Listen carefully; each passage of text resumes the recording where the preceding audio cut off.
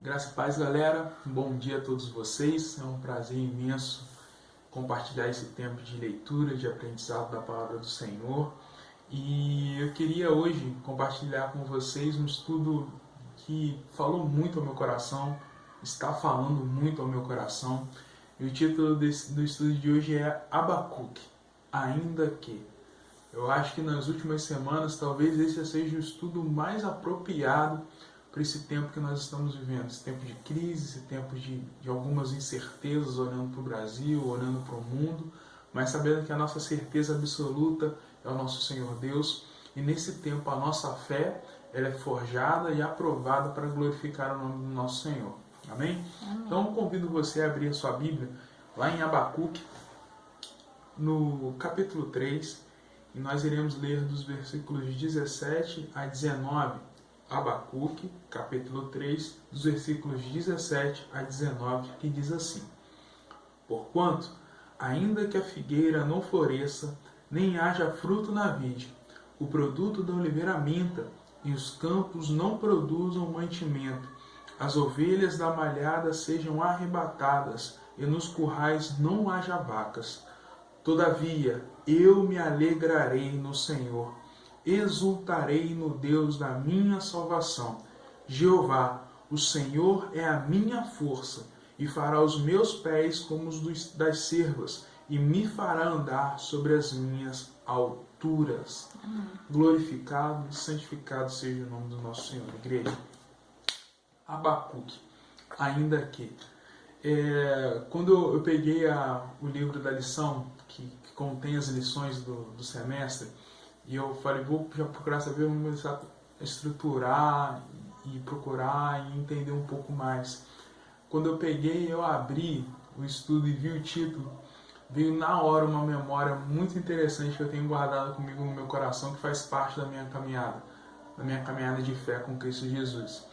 Que eu e o meu amigo André Pacheco, que hoje é pastor, mora lá em Xador, nós estávamos indo de Xador para Três Rios. Nós estávamos conversando acerca de Deus. Éramos mais jovens um pouquinho, não vou entregar a idade do André, mas eu vou fazer 30 anos mês que vem. Mas eu lembro que o André me falou algo muito interessante. Ele falou que, ele me falou exatamente isso. Nós estávamos sentados, no ônibus, ele botou a mão no joelho, olhou para mim e falou assim: Léo, na nossa caminhada cristã, muitas vezes acontece o silêncio de Deus. E o silêncio de Deus, para quem não tem maturidade, por vezes pode enlouquecer um cidadão. E é nesse momento que nós precisamos nos agarrar no que nós conhecemos dele. E nós só podemos conhecê-lo por intermédio da palavra dele, que é a Bíblia Sagrada. Gente, eu nunca esqueci isso na minha vida. E muitas vezes os conselhos se achegam à nossa casa, se achegam à nossa vida, e nós não damos a devida importância até nós passarmos por uma situação onde nós precisamos colocar esses conselhos em prática. E eu, depois disso, depois do que o André passou para mim, eu passei por N situações assim, e até hoje eu passo por situações assim, em que o meu Deus, o nosso Deus, ele se silencia, pois ele está trabalhando, e nós precisamos nos agarrar firmemente naquilo que nós conhecemos dele. E por que eu estou falando disso, meus irmãos? Porque Abacuque conhecia quem era Deus. Abacuque, ele tinha instrução. Abacuque, ele era um profeta, ele era um homem com uma missão muito clara, como nós já estamos falando. É até engraçado que o título da minha Bíblia, o título do capítulo 1 é A Iniquidade de Judá. Este será castigado pelos caldeus, a intercessão do profeta. Já começa assim. Então nós sabemos que mais uma vez o povo estava pisando na bola, mais uma vez o povo ia pagar pela consequência dos seus pecados, e mais uma vez um profeta iria interceder para que o povo não fosse destruído, para que o povo não sofresse, porque além de acontecer aquilo tudo referente à ira de Deus, o povo também estava sofrendo. As pessoas necessitavam de cuidados básicos, as pessoas sofriam injustiças, as pessoas sofriam perseguições, E o profeta, ele precisava interceder, ele precisava da palavra do Senhor para poder guiar o povo. Mas nisso tudo, enquanto acontecia isso tudo, o Senhor falou que não iria aliviar, e o Senhor falou que iria sim permitir a destruição, iria permitir a assolação, iria permitir que os caldeus, eu até grifei um negócio aqui no estudo, que os caldeus eles eram conhecidos como gente má, violenta, terrível e perigosa. O povo de Israel conhecia os caldeus por esses leves adjetivos. E o Senhor falou que ele não iria aliviar, e iria permitir que essas pessoas sofressem com a maldade desse povo. E é aí que nós chegamos nesse ponto importante do estudo. Porque, meus irmãos, muitas vezes nós passamos por tribulações, nós passamos por provas que nós ficamos com dúvidas. E eu vou destacar algo aqui importante que até o estudo fez questão de deixar bem claro. Meu irmão, não tenha medo e não tenha vergonha de possuir dúvidas, de possuir perguntas enquanto você passa por determinada situação na sua vida. No entanto, de que maneira você precisa lidar com isso? Você precisa apresentar isso diante do Senhor. Você precisa conversar isso com o Senhor. E como que você consegue fazer isso? Por intermédio da oração. Você precisa orar. Você precisa se relacionar com Deus. E quando tudo isso acontece, quando essas dúvidas surgem diante da nossa vida, nós devemos recorrer a quem tem as respostas. E quem tem a resposta é Deus. Ele que possui a resposta, é Ele que possui a solução, é Ele que possui o direcionamento correto. Amém? E uma das coisas que eu vou até ler aqui para os irmãos, que vale a pena compartilhar com vocês, que diz assim: Abacuque entende que ter perguntas não é impedimento para a sua fé, desde que estas sejam direcionadas a quem tem condições de respondê-las quando não transformá-las. Isso aqui é uma das primeiras coisas da lição. A situação aqui do povo era uma situação de medo, era uma situação de injustiça, era uma situação de pecado, de corrupção. E Abacuque foi orar ao Senhor. E Abacuque, a resposta de Deus para Abacuque foi uma resposta de que ele não iria transformar a situação, que ele iria permitir que tudo aquilo acontecesse. Por isso que Abacuque ele está angustiado. É por isso que Abacuque está com dúvidas e perguntas e ele vai apresentar diante de Deus. Mas diante disso, Deus não transforma a situação, mas Deus transforma Abacuque. Pegou o fio da meada, meus irmãos? Às vezes, a situação na qual nós nos encontramos, ela não vai ser transformada, mas nós seremos transformados pelo poder de Deus. E isso acontece, meus irmãos, por relacionamento. Isso acontece com você se aprofundando na palavra dele. Isso acontece com você orando a ele. Isso acontece com o Espírito Santo trabalhando na sua vida. É uma relação, meus irmãos, onde você se entrega e ele vai te transformando segundo a vontade dele. Então, isso que é o ponto central da lição de hoje. Ainda que a situação não mude, nós continuamos agarrados e firmes em Cristo Jesus. Porque, meus irmãos, as lutas que nós passamos, os desafios que nós enfrentamos, todos eles são passageiros. Mas a nossa fé na soberania de Deus é eterna. O nosso Deus é eterno. O nosso Deus, para ele não possui tempo e espaço, não possui distância, não possui situação, não possui nada que esteja fora do alcance da grandeza dele. Então, a falta de dinheiro é momentânea. A doença é momentânea. A depressão é momentânea, em nome de Jesus. A ansiedade, ela é momentânea, em nome de Jesus. A falta de emprego é momentânea, em nome de Jesus. Todas essas situações, elas são momentâneas, mas a soberania do nosso Deus, ela é eterna. E é nisso que nós devemos nos agarrar. Quando eu falei no comecinho da lição, quando o André virou para mim e falou assim: Léo, no silêncio de Deus nós devemos nos agarrar naquilo que nós conhecemos dele. E Abacuque se agarrou firmemente nisso. Eu convido você a abrir a sua Bíblia mais uma vez. Nós iremos ler lá no versículo 17 para a gente poder compreender essa equação de uma maneira bem simples, que diz assim: porquanto, ainda que a situação momentânea, ainda que a figueira não floresça, nem haja fruto na vide, o produto da oliveira minta, e os campos não produzam mantimento, as ovelhas da malhada sejam arrebatadas, e nos currais não haja vacas. Uma situação de fome, de incerteza, de não saber o que vai acontecer, de como vai ser o presente e como vai ser o futuro. O profeta ele toma a postura correta. Uma coisa muito interessante, meus irmãos, aqui no livro de Abacuque, o que nos impulsiona a caminhar e a se entregar é a postura de Abacuque diante do problema. E é uma postura de fé, uma fé sobrenatural, uma fé que só pode vir de Deus. E o versículo seguinte começa assim: todavia,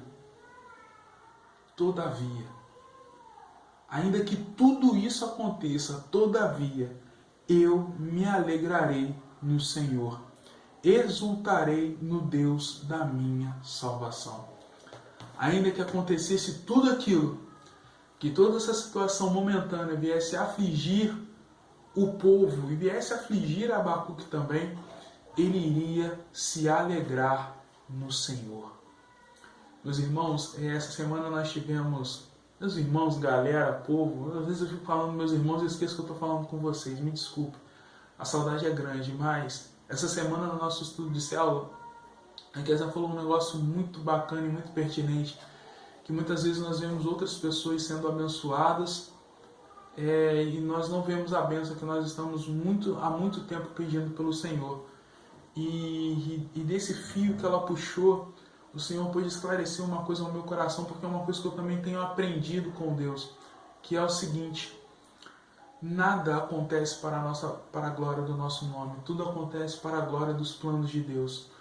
Enquanto nós não entendermos que nada está relacionado ao nosso bel prazer, e sim aos planos da eternidade, nós nunca iremos conseguir viver com essa alegria que Abacuque expressa aqui no versículo 18. Todavia, eu me alegrarei no Senhor. A nossa alegria e nossa fé ela precisa estar firmada na eternidade de Deus e na soberania de Deus. E nós só conseguimos isso por intermédio da oração, do relacionamento com o nosso Deus. E para poder finalizar, eu queria destacar 4 pontos importantes que essa lição nos apresenta hoje. O primeiro ponto é: a oração muda a pessoa. A oração ela mudou a postura de Abacuque diante da situação. Abacuque ele entendeu que mesmo diante de tudo que ele estava passando, diante de todas as provações momentâneas que ele estava passando e o povo estava passando, ele iria se alegrar em Deus. Perguntas e dúvidas não são pecados. Perguntas e dúvidas elas devem ser apresentadas diante de Deus. E essas tribulações que muitas vezes nós estamos passando, essas dúvidas que estão na nossa cabeça, nós devemos perguntar o seguinte: de que maneira tudo isso que eu estou passando vai glorificar o nome do meu Deus? Essa que é a pergunta. Eu gosto muito de um hino que diz que: Senhor, eu irei destruir todas as casas que eu construí longe de Ti. Tudo que nos afasta do Senhor, tudo que nos leva para longe dos desígnios do Senhor deve ser destruído. Nós devemos apresentar e nós devemos construir a nossa casa, nosso firmamento diante dele para glorificar o nome dele. Então as dúvidas elas devem ser apresentadas a quem tem resposta. E quem tem resposta é o nosso Deus. Terceiro ponto. Eu já falei, eu emendei o terceiro ponto no segundo. É que as perguntas não são pecado. A pergunta não é pecado. E a pergunta ela deve ser apresentada diante de Deus, pois somente Deus tem solução. E o quarto ponto. A fé nos ajuda a viver a adversidade. Tenha fé em Deus. Tenha fé nos planos de Deus. Entregue os seus caminhos ao Senhor. Porque ainda que a situação não seja favorável, ainda que a nossa fé esteja sendo provada, ela será aprovada pelo Senhor. Essa situação que nós estamos vivendo no mundo e no Brasil está servindo para nós entendermos que a nossa fé, a nossa confiança não deve ser colocada em carros e cavalos. A nossa confiança deve ser colocada no Senhor dos Exércitos. E ainda que a situação seja diversa, todavia, nós nos alegraremos no Senhor e exultaremos o teu santo e glorioso nome. Amém? É um prazer enorme poder dividir esse tempo com vocês. Eu estou muito feliz e tenho total certeza de que o Senhor vai falar ainda mais no seu coração. Amém? Galera, o estudo não terminou, porque nós teremos uma participação especial da minha esposa linda e maravilhosa, Raquel. Enquanto eu estava gravando o vídeo da lição, ela lembrou de um hino muito bonito, muito pertinente, muito bíblico, e ela vai compartilhar aqui em seguida com vocês. Que Deus abençoe sua vida, que Deus te fortaleça. Oi, gente, como é que vocês estão? Enquanto o Liel estava falando, explicando a lição do EBD de hoje, eu pensei nessa música que eu achei que tem muito a ver com o tema. Então, reflitam e que Deus abençoe vocês. Ai, meu Deus. Você corta isso, tá bom?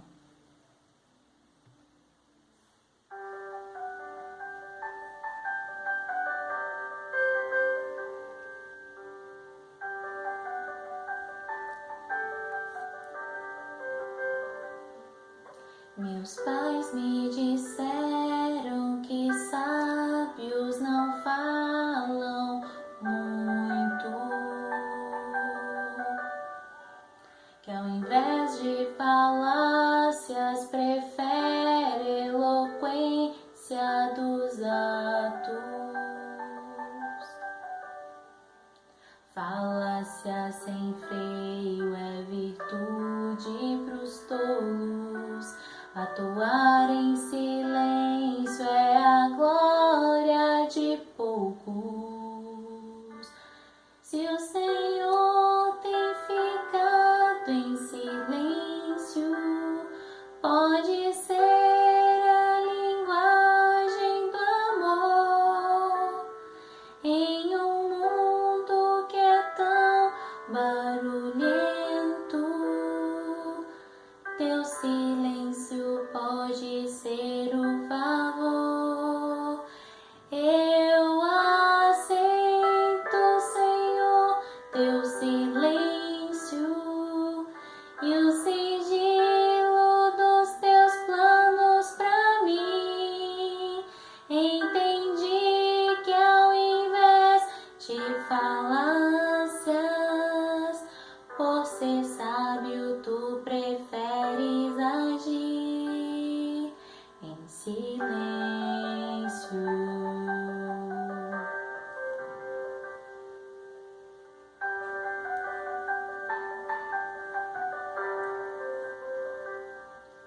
Ainda que falte a figueira, os frutos do campo, que a seca desfaça a colheita, frustrando os meus planos. Ainda que falte resposta ao clamor, eu me alegro em viver as razões do Senhor. Se o Senhor tem ficado em silêncio, pode ser a linguagem do amor.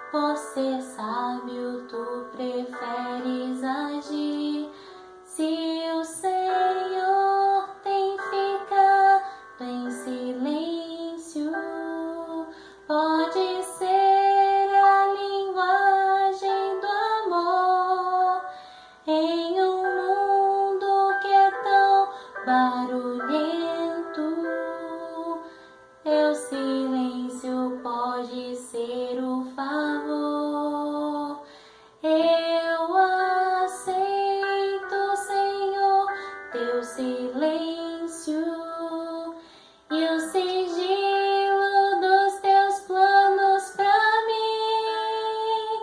Entendi que ao invés de falácias, por ser sábio, tu preferes agir em silêncio.